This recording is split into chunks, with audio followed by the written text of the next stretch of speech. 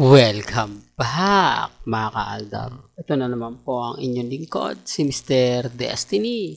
At magbibigay na naman po tayo ng pinakamainit na update po ngayon sa social media. Well, basag na naman po sa akin ang R-Main, Main Fanatics at angkat din.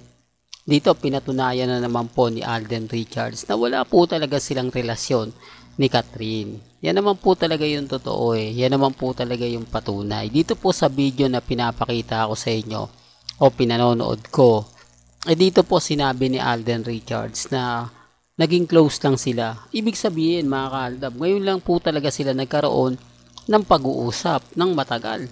Ngayon lang sila nakabanding ng masasabi natin na literal.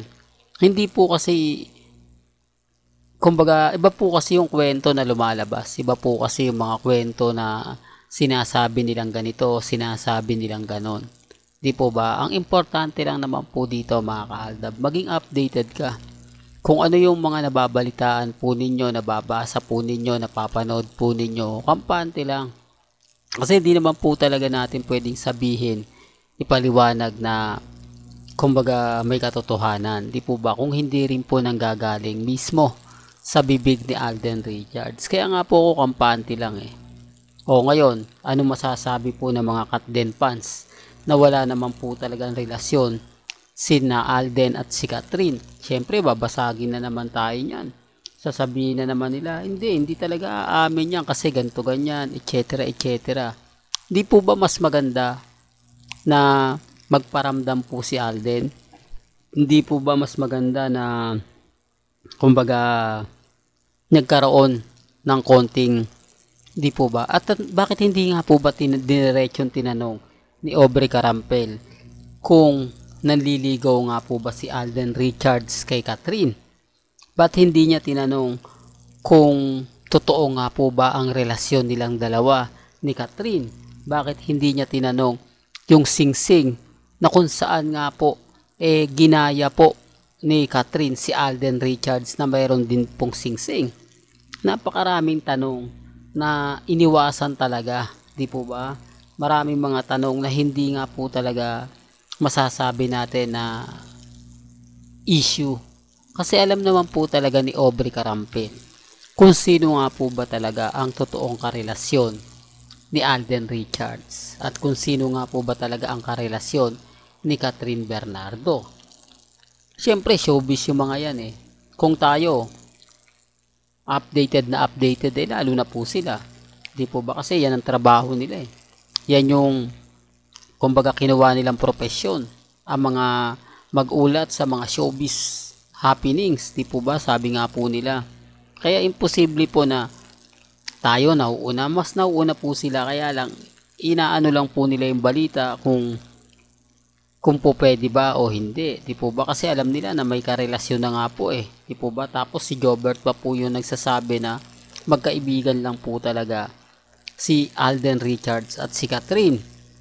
Ang problema lang po niya mga kaaldab eh, maraming bitter. Maraming affected sa mga sinasabi at pahayag ko.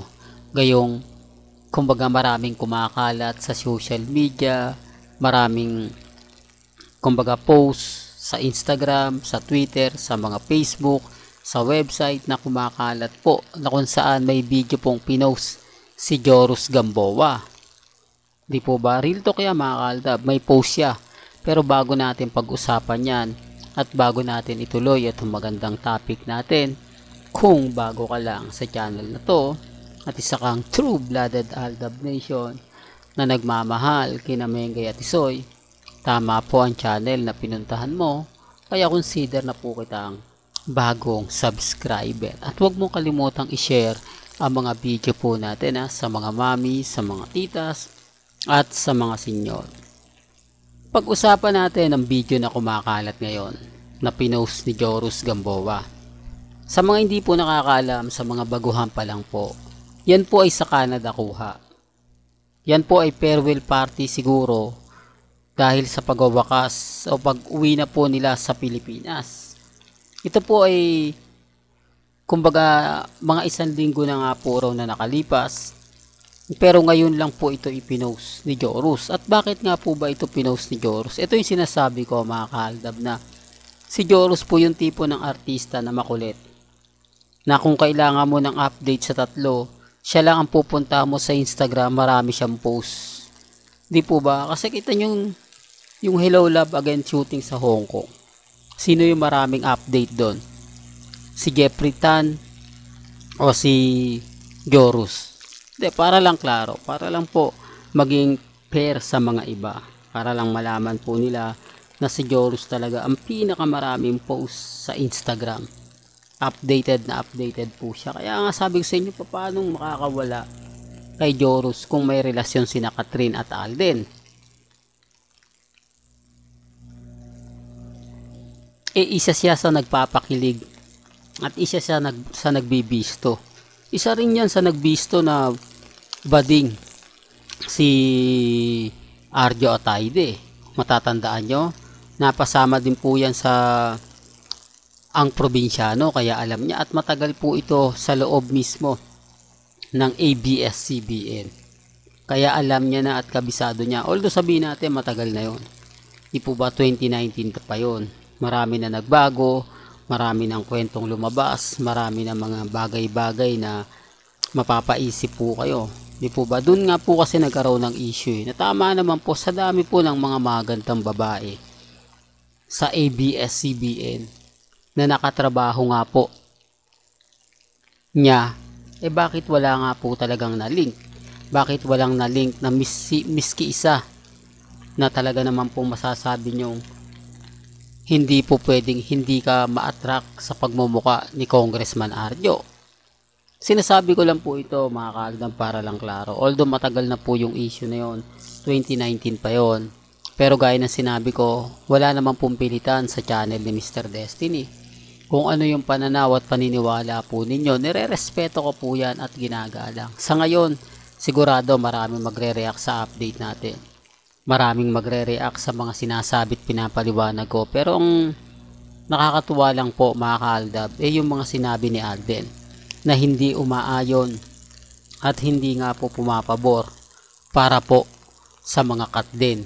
At syempre sa mga main fanatics at sa mga Alden fanatics, sasabihin na naman nila, naku, yan na naman si Mr. Destiny, si Mr. Paasa, si Mr. Delulo, si Mr. Kulto.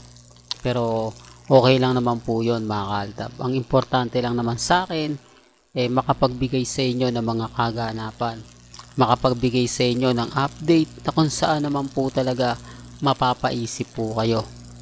Ilang naman po kaya masaya po ako mga kaaldab sa mga nababasa, napapanood at napapakinggan po natin. Bagamat maraming mga fake news, maraming mga kwento na sinasabi nga po nila na hindi Mr. Destiny, fake news yan, walang katotohanan. Okay lang. Hindi naman po tayo namimilit po ba? Ang sa atin lang, maging matatag, maging kampante. Yun lang naman po Well, hanggang dito na lang po ang ating latest updates. Kaya kung gusto nyo pa po ng pinaka-latest at sariwang update, abay tumutok lang po kayo dito po sa channel ni Mr. Destiny para updated po kayo sa mga latest at sa mga bagong video po na ilalabas po natin maya-maya lang. Hanggang sa muli, salamat po sa panonood at pakikinig.